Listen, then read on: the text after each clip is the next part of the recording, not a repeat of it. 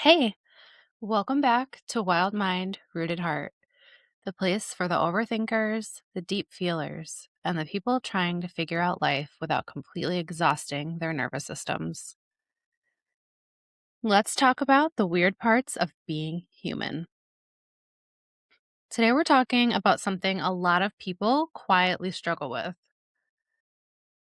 overthinking. And more specifically, the realization I had one day that overthinking is often just pattern recognition that never got an off switch. You ever leave a conversation and then replay it in your head later like you're reviewing game footage? What did they mean by that? Why did they pause there? Did my tone sound weird? Did I say too much? Or not enough? And suddenly you're running a full psychological investigation over a 5-minute conversation. If you're someone who does this, you've probably been told your whole life that you just think too much. But I would like to offer a different perspective. Sometimes overthinking isn't a flaw. Sometimes it's a brain that became very good at noticing patterns. I remember realizing at some point that my mind was constantly connecting dots. Tiny details, shifts in people's tone, subtle changes in behavior, things most people didn't seem to notice. At first, I thought something was wrong with me. Like, why can't my brain just let things go? Why do I keep analyzing everything? But later, I started learning about trauma, nervous systems, and emotional awareness. And that's when it clicked. When you grow up needing to read situations carefully, your brain becomes really good at collecting data. It starts building pattern libraries. This tone usually means someone's upset. That silence usually means tension. This type of behavior usually leads to conflict. Your brain starts predicting outcomes, which is actually a very intelligent system. But the problem is that system doesn't always turn off when the environment becomes safer. So now you have this brain that is exceptionally good at pattern recognition, but sometimes it keeps analyzing situations that don't actually require that level of investigation. Your mind keeps scanning, connecting dots, trying to predict outcomes. And from the outside, people call that overthinking. But from the inside, it's often just awareness that doesn't know when it's allowed to relax. And some of us didn't just develop emotional awareness. We accidentally installed the premium surveillance package. My brain sometimes treats basic conversations like it's preparing a full investigative report. Meanwhile, someone else in the conversation is just thinking about what they're going to have for dinner. But here's the important part: the ability to notice patterns isn't the enemy. That awareness can actually be a gift. It can help you read situations clearly. It can help you understand people deeply. The real skill is learning when to trust the observation and when to let the analysis go. Not every thought needs a conclusion. Not every detail needs interpretation. Sometimes a pause in the conversation is just a pause. And sometimes silence is just silence. And sometimes your brain deserves a break from trying to solve everything. Therapy was one of the biggest things to help me recognize and confirm how well I am at recognizing patterns, how, referring to my last episode, how hyper vigilant I was. And with that, learning about nervous systems, learning about emotional awareness, learning a lot of skills that I wasn't able to learn or retain or actively apply growing up. Putting them into action has been helpful. Realizing that Most people, when you're out, if you're nervous about being in public or being vulnerable, being yourself, that most people are just worried about themselves in their own head. They're thinking about how they look. Do they feel okay? Do they, yada, yada. If you can learn to get out of your head, get out of the overthinking, to let go of it, and to allow things to learn to better just flow through, that's a really good skill to learn, as well as learning to get more comfortable being quiet, especially with like another person or people around. I have learned how to get comfortable with not feeling like I have to fill the silence, because as someone who feels other people's energy, I feel like it was a little bit trickier because I'm like, I can feel how uncomfortable this person is, but that is not my responsibility to make sure that everyone around me is comfortable. Yes, there are things you can do to help ease someone in different situations, but in an everyday instance,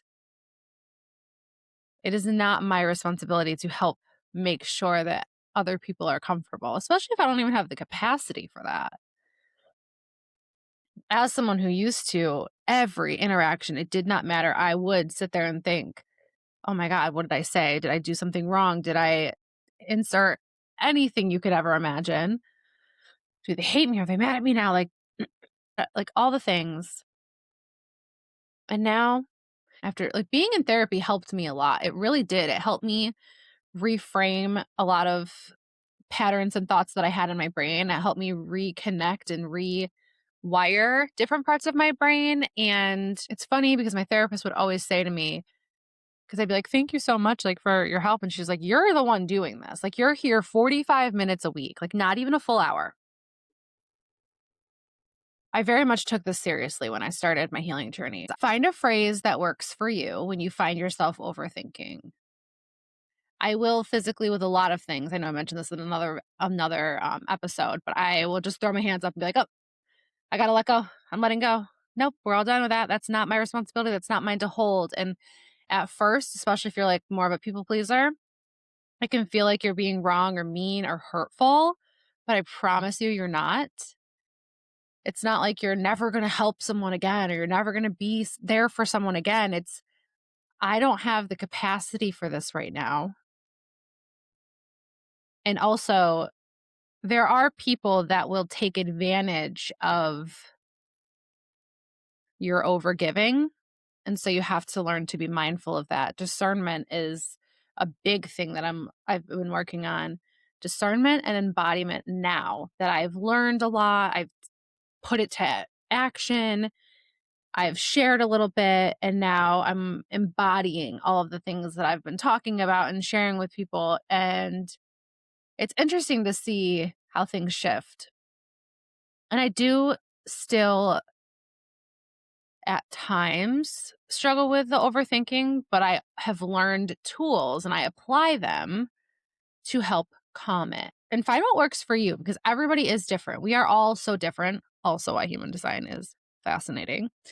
You could just sit down and just write down, like, not like, I sometimes will feel like when I journal that it has to be a certain way, but it doesn't. It's whatever you want it to be like. A lot of times it's like I write to myself like a diary, or I'll write it like I'm talking to a friend or something, or I just go and just pen to paper and I don't even know what I'm saying. I just write whatever feels like it needs to come out. I also, if you follow me on socials, TikTok, I post most of my ramble videos on TikTok. And I don't mean like ramble, but where I'm kind of outwardly processing. Or if something just feels like it needs to come through, I just kind of hit record on my phone and I'll just do that. And sometimes I like to listen to myself because I'm like, what am I actually trying to say? Or where am I trying to go with this? So I have learned ways to kind of utilize when my mind's overthinking, because sometimes there's a reason. In the beginning of my journey in the first couple of years, meditation was very difficult for me, especially as someone with ADHD. But I do believe there is something to mindset and you taking control of your mind. Like, you cannot let your mind control you. You can't. You need to be able to tell certain thoughts, like, you know what? Actually, that's not needed. I don't think like that anymore. I don't stress about that anymore. We don't worry about that anymore. I am letting that go. It helped me learn to let go too. And with helping let go of overthinking, it helps let go of other things. Like you don't realize how much it is holding on to. Knowing that other people's choices and decisions are not my responsibility to carry has been very helpful. Some of the tools I was talking about meditation, yoga is super great, Tai Chi. What's the other one that's slower paced like that? Um, Qigong, is that another one? But those are good. Is mind body connection. And that is so important. And if you're someone who overthinks, I can almost bet that at least part of you is not connected to your body. Like there is a disconnect happening. You're way too up here. You need to get more in here. And try not to shame yourself if you recognize that you are an overthinker, or you recognize that your anxiety is kind of taking over, or you feel very restless. There are things you can do, and things take time. Change takes time. But the more that you apply it and the more that you make time for it. And the other thing is, I love when people are like, I don't have time for that. I have this. If you have time, and this is something I did for myself, if I feel like I have time to scroll, I have time. I have 5 minutes that I can set aside, or 10 minutes that you can set aside to go do a quick meditation, I like guided ones because it helps me stay in place, but I will sometimes just sit in silence and just breathe. You know, I close my eyes and I just breathe. And this is something, because I do work with children right now and I love it. It's very challenging but very rewarding. And that is something I'm trying to help instill in them, because the world is so fast paced. There's so much coming at us all of the time.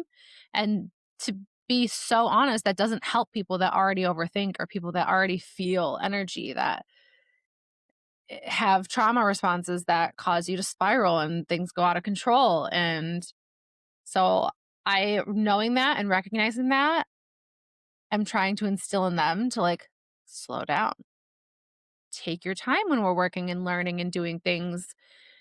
And I have a couple of them hooked on yoga. They like to do yoga, and we pause, we take a couple deep breaths, you know? I think that's really important. And when you start it young, hopefully you're planting a seed that will potentially continue to be able to be watered as they get older. And it's really like, it is about, you're going to build self discipline as well. That is something I've heard from a lot of people, and I didn't know how to receive it. But now I'm like, you know what? Yeah, that's not a bad thing. Um, I've been told that I am very disciplined, and I didn't realize it until someone pointed it out, and I was like, I started being aware and noticing people around me versus how I do certain things. I am pretty disciplined, but that is because I've worked on my mindset. It's so important, and it's one of the most valuable things you can do for yourself. Because overthinking, or having a mind that recognizes patterns, doesn't have to feel like a heavy thing. It doesn't have to feel like a bad thing if you can learn how to work with it. I think it's so important for us to better learn how to work with ourselves, how we're designed, how we operate, how our conditioning growing up has a play. And I do believe we all have different gifts. And I do believe that sometimes when people go through traumatic things, it enhances certain gifts. So if you can learn to recognize what your gifts are, and if you're someone like me who like doesn't really know what you're good at, ask the people around you. And that's also where the importance of who you're spending time with. What do you guys spend time doing, talking about, engaging with? When you're alone, do you have alone time? I think if you're an overthinker, you probably need to get a little more comfortable with being alone and getting more comfortable with quiet, and not needing to always fill a silence. Because sometimes silence is just silence. And I've learned that too. I used to always think like, oh God, something's wrong. They hate me. They won't talk. No.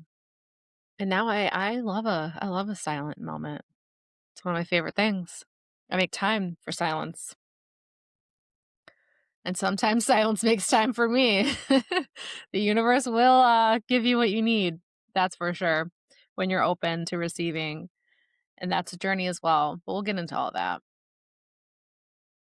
So overthinking doesn't have to feel like a heavy weight. You can learn to master it and how it works and what you use it for.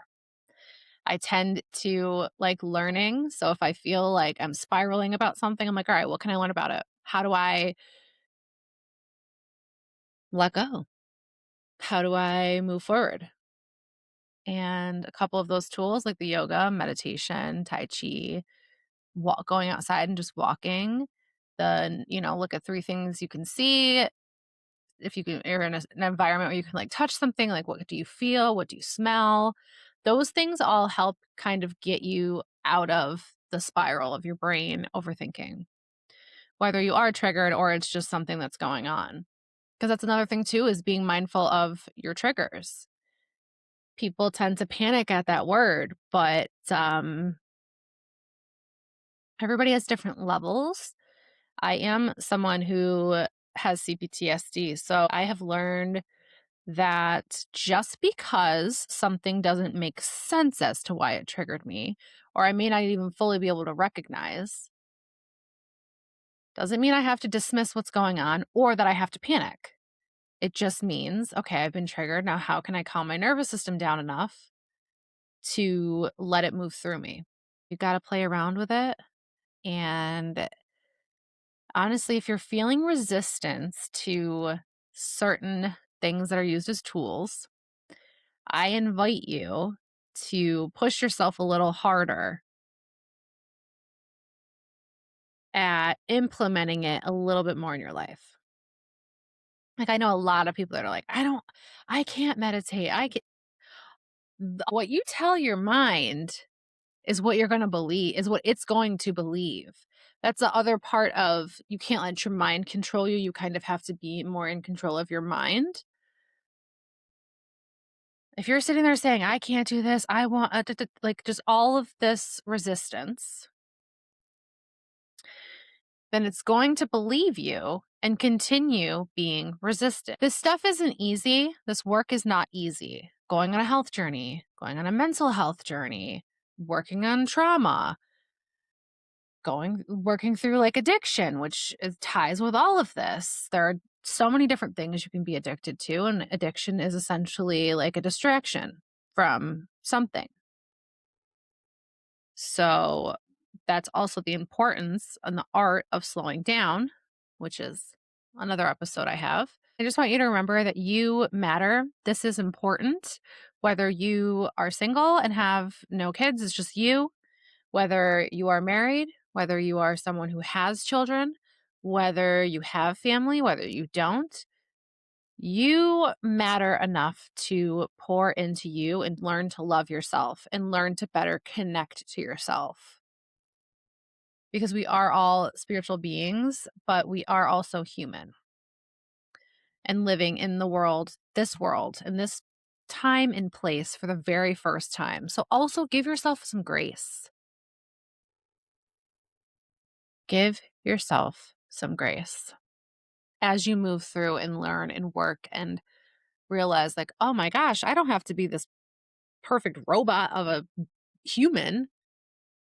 It's normal to have ups and downs. It's normal to, I hate, using the word normal, but like collectively, you're gonna mess up as you go along, or you're gonna trip up as you go along, and you're gonna feel like, oh my gosh, I got so far ahead. And then all of a sudden something can bring you back.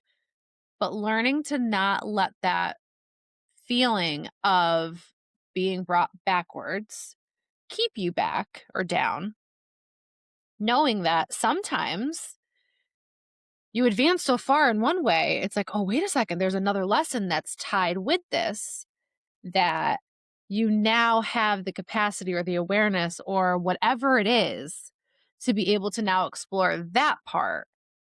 And don't worry, if you keep it going, you won't get stuck there. You get stuck there when you get scared, when you freeze, and it's okay to pause. The timeline partially matters to you, but it also is not always in your control. Sometimes there are bigger things working for you than we can even see with our average everyday eyeballs. But things are happening and things are shifting, and sometimes you can feel like you're in such a lull, and then literally one day you're gonna be like, "Oh, something's gonna click." I love a click moment, but something will click, and you're just gonna go, "Oh, well, that makes sense," and then you can keep it going, you know? Sometimes we have to sit and you have to just think, or you have to get out of your own way, or like, switch up your environment, go do something you wouldn't normally do, and see how things change. I think a lot of overthinking also happens when, I mean, we live a lot of routinely lives. You get up, you go to work, you do this, you do that, you take care of this, you do that. Like, we have all these responsibilities, and it can feel monotonous and it can feel draining. I was actually just talking about this with someone yesterday, of how the days feel like they're so long, but the weeks or years like fly by. And that's why I am personally like trying to do more on the weekends, or the week, like a weeknight, just go out and walk or go out and do something that I wouldn't normally do, to kind of change up your day so it doesn't feel like you're just checked out. You know, it helps you be more present, which helps you have more gratitude, which helps continue to funnel and fuel your life.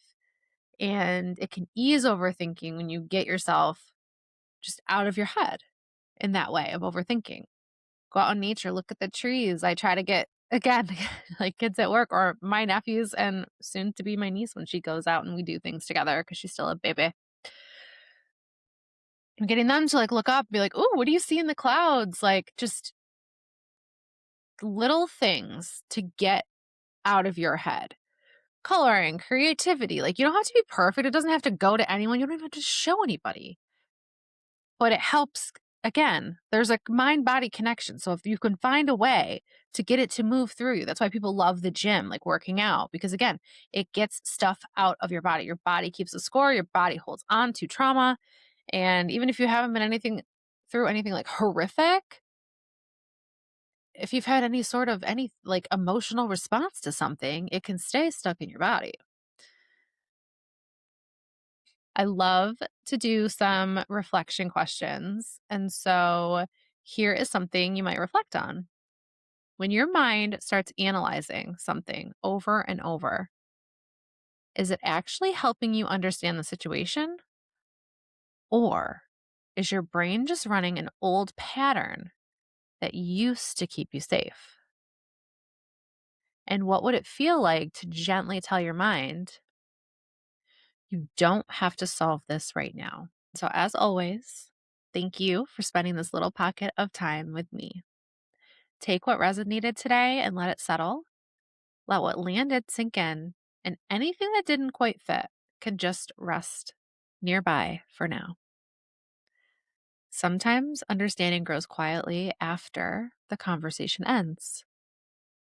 Until next time, take care of your mind and stay rooted in your heart.